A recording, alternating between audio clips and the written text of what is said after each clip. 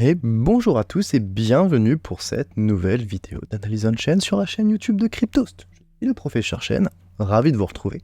Et comme à notre habitude, nous allons nous intéresser à certaines dynamiques du marché ou du réseau de certaines crypto-monnaies. Aujourd'hui, notamment, on va s'intéresser au Bitcoin et à l'Ether. Alors, la dernière fois, on s'est surtout intéressé au Bitcoin parce qu'il y a pas mal de choses à dire sur la tenue du marché, sur le réseau. Aujourd'hui, on va s'intéresser à la performance relative de ces deux leaders de marché que sont le Bitcoin et l'Ether. Donc on va s'intéresser un peu au prix du Bitcoin, un peu au prix de l'Ether, on va ensuite regarder leur performance relative face à un indice de référence qui est l'or, et ensuite on va regarder un peu ce qui se passe au niveau des entrées de capitaux dans le marché du Bitcoin, dans le marché de l'Ether, et on va voir un peu s'il y a de la rotation de capital, comment est-ce que ça se passe, quelles sont les dynamiques en jeu. Et oui, je dis bien l'Ether parce que je me suis fait incendier dans les commentaires de la vidéo sur l'analyse des dynamiques de l'offre post-merge de l'Ether et du réseau Ethereum il y a un mois. Donc oui, je me suis rendu compte qu'en effet, dire LET, c'est pas très beau. ETH, c'est mieux. Ether, c'est encore mieux. Donc oui, bah écoutez-moi, désolé pour ce petit égard de langage. À partir de maintenant, je vais essayer de battre ce réflexe et de parler de l'Ether. Sans plus tarder, on va s'intéresser au prix du Bitcoin, on va s'intéresser au prix de l'Ether, et on va aller comme ça de données relativement simples, on va essayer d'aller de plus en plus profond, de plus en plus complexe, on va essayer de comprendre un peu quelles sont les dynamiques sous-jacentes du marché actuel. Alors le prix du Bitcoin, il nous fait quelque chose de très sympathique en ce moment. Durant notre avant-dernière analyse, on observait qu'au niveau de la cassure des 30 000 $, on rentrait dans un contexte de bull market. Voilà, si maintenant vous en doutez alors qu'on est en train de tester les 40 000, je sais plus quoi vous dire, voilà, ça, on vous l'a dit. Vous étiez prévenu, je vais plutôt le dire comme ça. Si vous suivez les vidéos d'analyse on-chain que je publie au moins depuis l'année 2023, voire un peu avant, mais vraiment depuis le début de l'année 2023, on a ensemble décortiqué la structure du marché, la psychologie des participants, on a vraiment essayé de détailler la manière dont la structure du marché du Bitcoin et le comportement des participants changent et passent vers des phases de transition pendant les reprises de marché haussier, ou du moins pendant les hausses après un bottom de marché baissier. Donc on a vu que pendant toute l'année 2021-2022 c'était le bear market, que l'année 2023 c'était la reprise après le bear market, et qu'on allait probablement à la fin d'année arriver vers un contexte de bull market. Nous y sommes, voilà, tout cela a été clair, a été expliqué. Donc si vous voulez plus d'informations, soit vous m'écrivez en DM pour que je vous explique, soit vous allez lire les vidéos voilà, dans la playlist Analyse on-chain qui est disponible sur la chaîne YouTube de Cryptost. Ça vous prendra pas beaucoup de temps, et normalement vous devrez avoir toutes les infos nécessaires pour comprendre comment et pourquoi on en est arrivé là, et surtout qu'est-ce qui pourrait se passer potentiellement plus tard. Retour sur le prix du Bitcoin, après la cassure des 30 000 $, et du coup on a eu ce petit moment de stagnation entre les 34 000 et les 38 000, où le prix a un peu stagné, temporisé, il y a eu une forme d'accumulation haussière qui a permis au prix quand même de taper de plus en plus au fur et à mesure. On a eu aussi la congestion du réseau avec les ordinals, avec les inscriptions. D'ailleurs, je pense qu'aujourd'hui, le mempool est toujours surchargé. Donc, on va attendre que le graphe charge. Et on va voir combien il y a de blocs en attente. Mais je pense qu'il doit encore en avoir un petit peu. Voilà. Donc là, on voit que c'est bien rouge et qu'on a vraiment des frais très élevés. Et oui, il y a 344 blocs en attente. Donc, on est à plus de 300 blocs en attente. Waouh, c'est vraiment ouf ce qui se passe en ce moment. Voilà. Sur le bloc qui est en cours, là, on a un frais médian de 1500 Satoshi par V-Bytes. Voilà, regardez à quel point c'est rouge, à quel point les frais payés sont énormes pour arriver à avoir des transactions qui passent. Voilà, il y a vraiment beaucoup de congestion sur le réseau en ce moment, et un marché des frais qui est vraiment poussé vers le haut. Le frais médian, il est hyper haut, quoi. Donc voilà, petite parenthèse. Ce qui nous intéresse aujourd'hui, c'est vraiment de voir que, une fois que les 40 000 ont été cassés, hop là, le prix du Bitcoin, il est venu toucher les 44 000 en l'espace d'un instant. Voilà, 40, 42, 44. C'est bon, nous y sommes. Et cette dynamique, elle est due à plein de choses. Vraiment, c'est très multifactoriel. C'est dû au fait que, il y avait des positions short qui ont été liquidées. Il y a aussi beaucoup de personnes qui ont FOMO, c'est-à-dire qui ont eu peur de rater le train et qui ont acheté la cassure des 40 000 au niveau des 41, 42 000 parce qu'ils voulaient vraiment pas louper l'opportunité si le Bitcoin allait aller plus haut. Il y a aussi l'anticipation de certains parce que on a des demandes de TF spot de partout. On sait maintenant que BlackRock achète des bitcoins depuis 2022 via son trust privé. Donc voilà, il y a tout ce narratif au niveau de l'adoption institutionnelle de Bitcoin, plus le fait qu'on est en reprise après un marché baissier sur l'année 2023, plus le fait qu'on a cassé deux niveaux symboliques, donc les 30 000, le pivot bull bear, puis maintenant 40 000, un niveau qui est relativement rond et qui était quand même vachement supérieur aux 30 000, de 30% du coup. Tout ça, ça nous amène à vraiment une hausse extraordinaires sur Bitcoin, et qui dit hausse extraordinaire dit forcément entrée de capitaux extraordinaires. Il y a forcément eu des liquidités qui ont été injectées dans le marché du Bitcoin pour que sa capitalisation aujourd'hui soit équivalente à celle d'un pays. Voilà, aujourd'hui, la capitalisation boursière de Bitcoin, elle est à peu près à 780 milliards, 800 milliards. Voilà, on est à peu près au niveau de ce que représente la Suisse. Voilà, on est sur des positions qui sont entre 12e et 14e, je crois, 13e, quelque chose comme ça. En termes de masse monétaire, si on l'a comparé avec une nation. Donc voilà, il y a des liquidités qui entrent dans Bitcoin en ce moment, c'est indéniable. On a vraiment une jolie poussée du prix en ce moment. Et si vous étiez là plus tôt et que vous suivez les vidéos depuis un moment et que ça vous a aidé à avoir des positions saines, ou du moins à vous éclairer vis-à-vis de votre prise de décision, et ben j'en suis très très honoré. Et si vous êtes nouveau sur ces vidéos, et ben écoutez, bienvenue, et j'espère que vous serez là plus souvent. Maintenant qu'on s'est intéressé à Bitcoin, on va s'intéresser à l'Ether.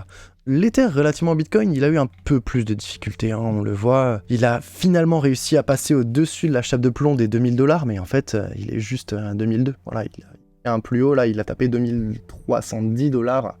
Mais si on regarde, Bitcoin, il a passé les 30 000 et il est à 44 000. Là, on passe les 2000 et on est à 2300. Donc on voit bien qu'il y a une performance relative qui est beaucoup plus faible. Et ça s'explique par plusieurs choses qu'on va voir au cours de cette analyse.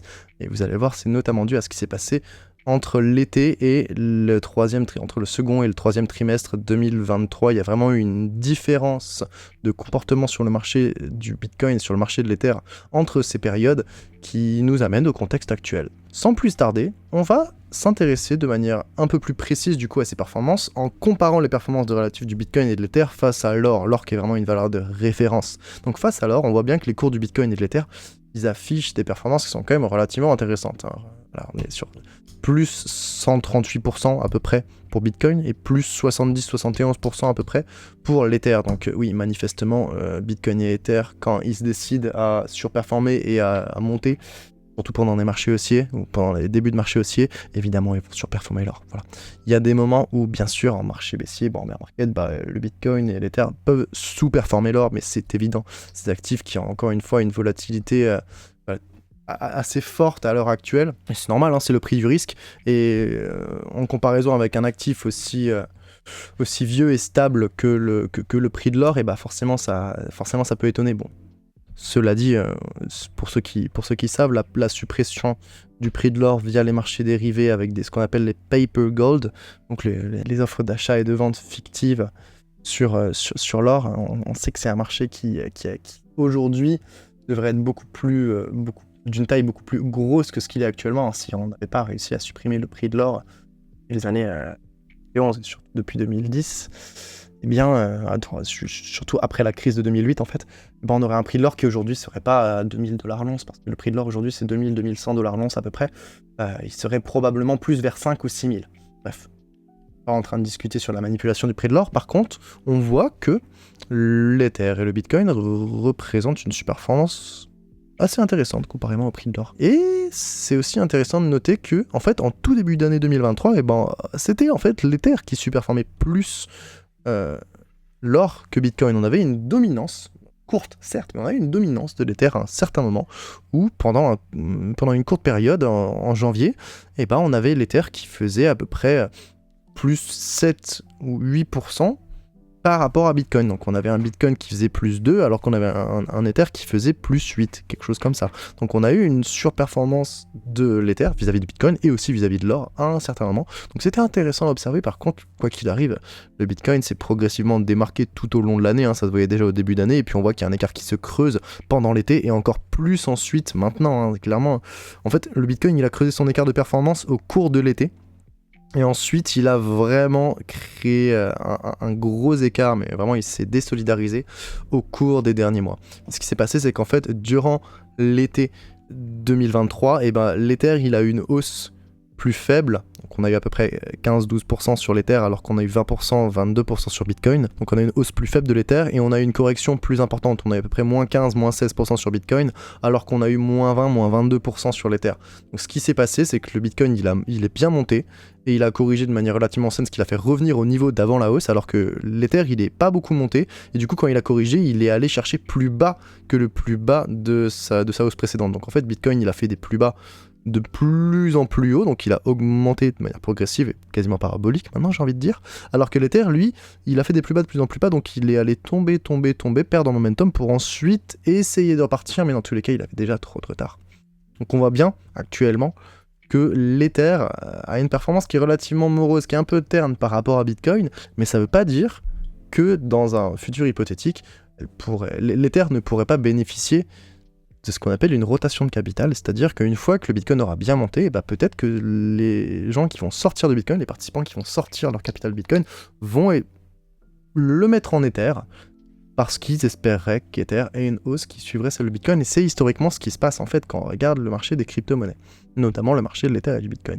Et pour vous prouver ça, on va aller chercher une mesure qui s'appelle la variation nette de la capitalisation réalisée du BTC et de l'atmon BCT, BTC, c'est pas très important. Cette métrique, elle peut paraître un peu barbare, et si jamais vous n'êtes pas familier avec ce qu'est la capitalisation réalisée au premier abord, puis ensuite la variation nette de la capitalisation réalisée, je vous invite à cliquer sur ce lien qui va vous ramener vers un article de recherche de Ukuriaose, qui est un des fameux analystes on-chain de Glassnode, que j'ai traduit pour vous en français. Il a fait une superbe recherche à la mi-octobre, et vous trouverez ici un graphique qui vous permettra de comprendre les rotations de capital cyclique qu'on trouve à l'intérieur du marché des crypto-monnaies, notamment pendant les phases de hausse, avec d'abord le capital qui afflue vers Bitcoin, puis ensuite vers l'Ether, puis ensuite vers les stablecoins et les altcoins. Donc c'est vraiment un schéma qui se reproduit à chaque fois, et c'est typiquement ce qu'on serait capable potentiellement d'observer ici dans les jours à venir. Donc pour vous la faire très courte, ce graphique, il mesure les entrées et les sorties nettes de capitaux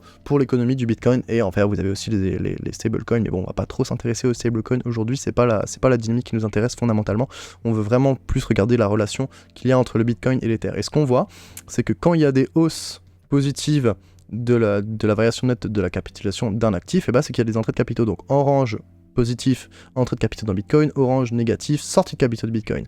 Orange, bleu, positif, entrée de capitaux sur l'Ether, bleu négatif, sortie de capitaux sur l'Ether, et tutti quanti pour les stablecoins. Et ça va nous amener à établir certains faits qui sont très intéressants. Ce qu'on peut voir déjà, c'est j'ai dit en fin de bull market ici, mais c'est même plus généralement en période de hausse, ce qu'on va être capable d'observer, c'est qu'il va y avoir des flux de capitaux qui vont d'abord se diriger vers Bitcoin, comme ce qu'on peut voir ici avec vagues successives, hop là, boom Bitcoin, boom Bitcoin, elle diminue à travers le temps, c'est normal, on a une divergence, on a déjà parlé de la divergence entre les profits réalisés, la capitalisation réalisée et le prix, ça nous indique qu'il va y avoir un ralentissement, bref, petite parenthèse terminée. Donc, les flux de capitaux, ils vont d'abord arriver vers Bitcoin, puis ensuite ils vont passer vers l'Ether, on va avoir une rotation de capital, une transition vers l'Ether, puis ensuite vers les stablecoins en dernier lieu. Ça va nous indiquer quelque chose d'important, c'est que Bitcoin, c'est lui qui donne le pouls du marché. Il va vraiment nous donner le biais du marché. Si on a un biais haussier, c'est Bitcoin qui nous le dira. Si on a un biais baissier, c'est Bitcoin qui nous le dira. L'Ether, lui, il va plus mesurer le sentiment d'appétence pour le risque. C'est-à-dire qu'une fois qu'on est en boule, eh bien, il y a des gens qui vont vouloir prendre plus de risques, et ça, clairement, symboliquement, ça va être des personnes qui vont investir dans l'Ether ou dans certains altcoins. Et ensuite, ils vont, à un certain moment, soit faire tourner leur capital d'abord du BTC vers l'ETH, puis ensuite, ils vont soit passer vers les stablecoins pour swap avec des altcoins, soit ils vont simplement passer en stablecoin pour protéger leur position, ce qu'on peut observer notamment à la mai-juin 2021. Alors c'est des dynamiques qu'on est capable de retrouver à divers moments du marché, on les retrouve d'ailleurs aussi sur les bull market précédents, regardez, voilà, on a des vagues de flux de capitaux vers Bitcoin, puis ensuite vers l'Ether, puis vers Bitcoin, puis ensuite vers l'Ether. Donc voilà, c'est quelque chose qu'on arrive à retrouver relativement souvent, c'est une dynamique de marché qui est intrinsèque au secteur des crypto-monnaies, encore une fois, voilà, Bitcoin, Ether, stablecoin, et on va être capable d'observer quelque chose de relativement similaire sur la période actuelle. Voilà, donc Bitcoin, un peu Ether qui commence, et les stablecoins qui sont en train un peu d'être à la ramasse pour l'instant. Donc on voit bien qu'il y a une forme de distribution et de rotation du capital dans le secteur des crypto-monnaies, avoir d'abord des entrées de capitaux sur Bitcoin qui vont ensuite affluer vers l'Ether, et ensuite les stablecoins. Donc ça, c'est assez intéressant à observer, et c'est quelque chose qu'on va étudier de plus en plus dans les prochaines analyses, du moins je vais essayer de vous en faire un suivi de manière relativement régulière. Mais c'est pas la seule observation qu'on peut faire. D'abord, c'est une observation qui principalement est très intéressante, mais on peut aussi non seulement regarder ce qui se passe en contexte haussier, mais se regarder ce qui se passe en contexte baissier. Mais si on regarde notamment ce qui se passe entre la chute du prix des 30 vers les 20 000 $ en juin, puis ensuite des 20 vers les 16 000 $ en novembre 2022, on se rend compte que, eh bien, on a deux comportements qui sont différents.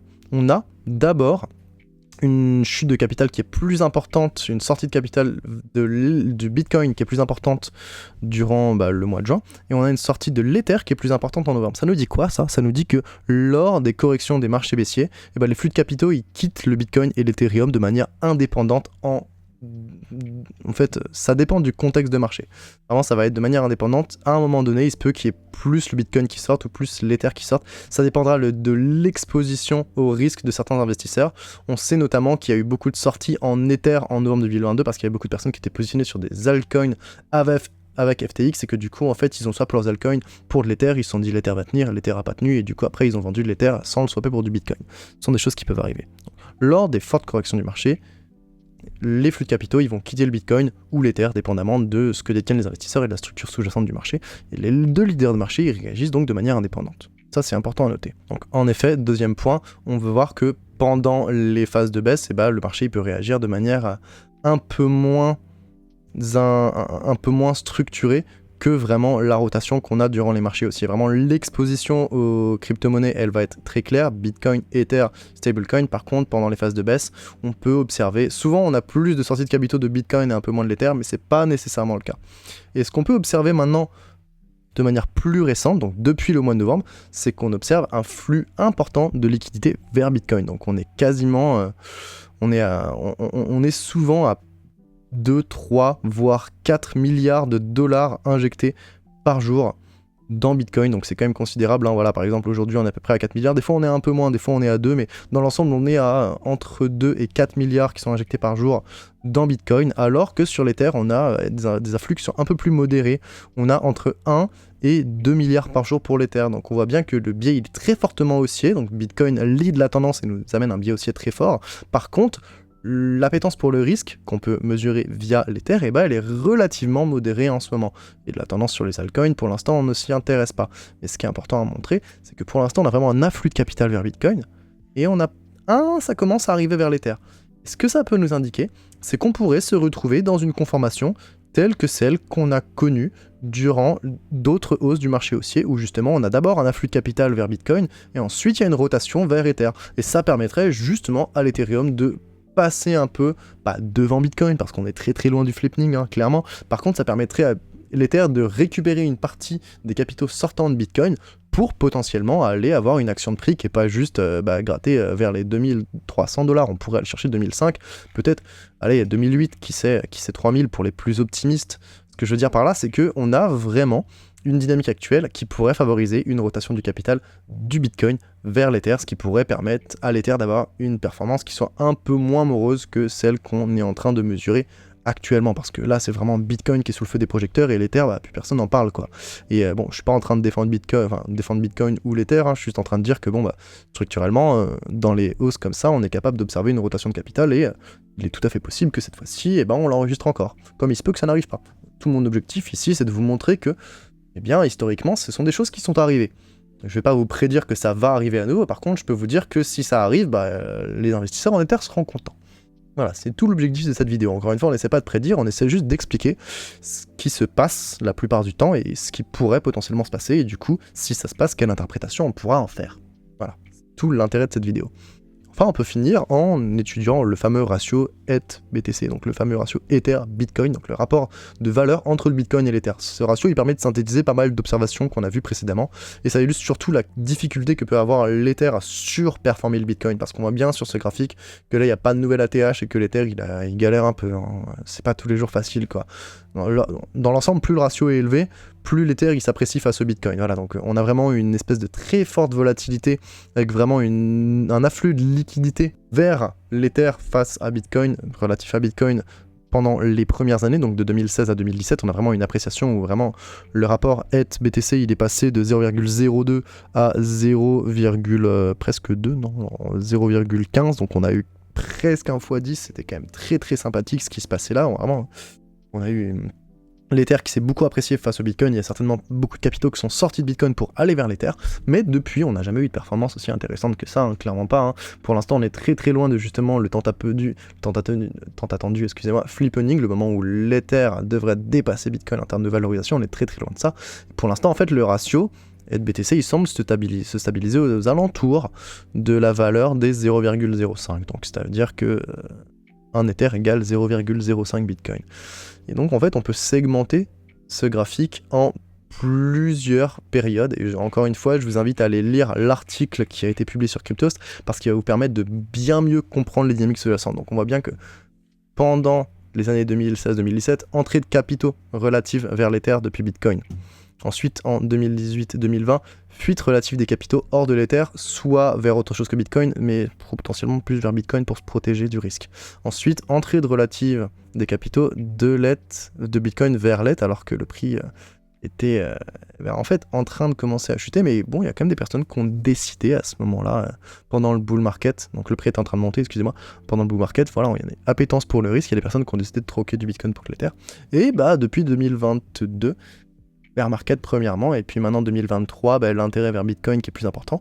Fuite relative, bien que modérée, on se rendra compte que la fuite des capitaux hors de l'Ether vers Bitcoin elle est plus faible que ce qu'on a pu observer précédemment, mais on est quand même en train d'osciller entre les 0,75 et les 0,5. Et pour l'instant, on n'a pas du tout de signaux que l'Ether est en train de superformer Bitcoin, du moins qu'il sera en train de le faire. Tant qu'on reste en dessous des 0,75 et tant qu'on n'a même pas fait un ATH au-dessus des 0,12, pour moi, il n'y a pas de tendance plus haussière structurellement sur l'Ether que sur le Bitcoin. Et dans tous les cas, Bitcoin lead le marché, l'Ether suit Bitcoin. L'Ether peut surperformer Bitcoin pendant les marchés haussiers, mais il va aussi sous-performer Bitcoin pendant les marchés baissiers.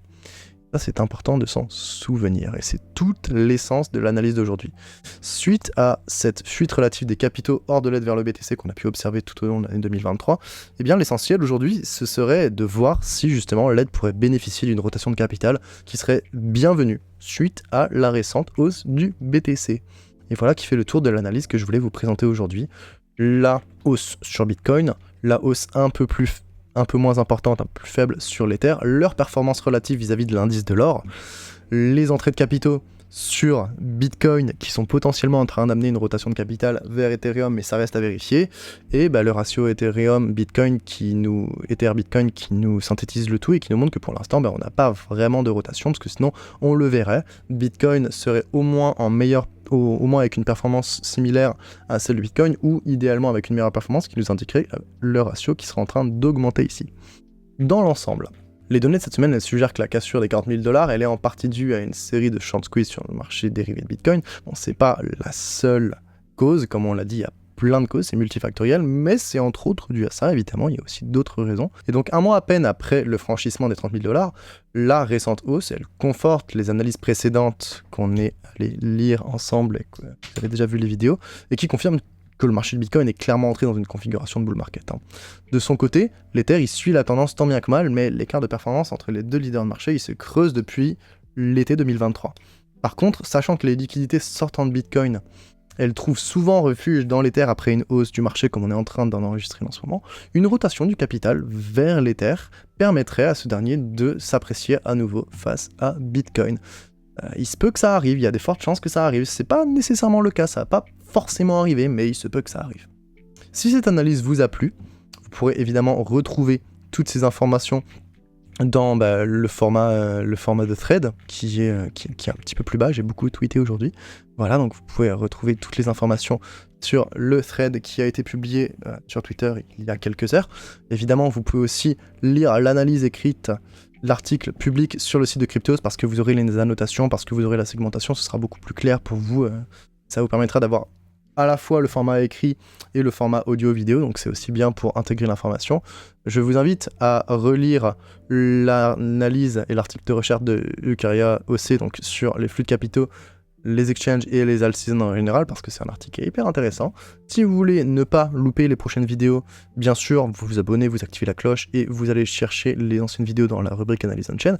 Et pour ceux qui voudraient aller plus loin, qui veulent se préparer à gérer le bull market de la manière la plus saine possible, à avoir les décisions les plus saines possibles et à avoir une expérience plaisante, parce que on dirait pas comme ça, mais un bull market c'est encore plus éreintant qu'un bear market, eh bien vous pouvez nous rejoindre chez Cryptos Research. Voilà, vous savez déjà quels sont les privilèges de nos membres, on a des rapports crypto hebdo tout le temps, on a des vidéos très souvent sur l'analyse technique avec Vincent Gann, on a de l'analyse fondamentale, je m'occupe de l'analyse on-chain, on a des tutos de mise en pratique avec des airdrops, avec du farming, avec des montages de nœuds, on a toute une communauté privée qui est hyper hyper bienveillante avec beaucoup d'accueil et une librairie pour ne rien louper du reste. On a aussi des petits lives, voilà, chaque semaine. Moi j'ai fait un live on-chain la semaine dernière. Cette semaine on aura un autre live où il y aura plus d'actu et d'analyse technique.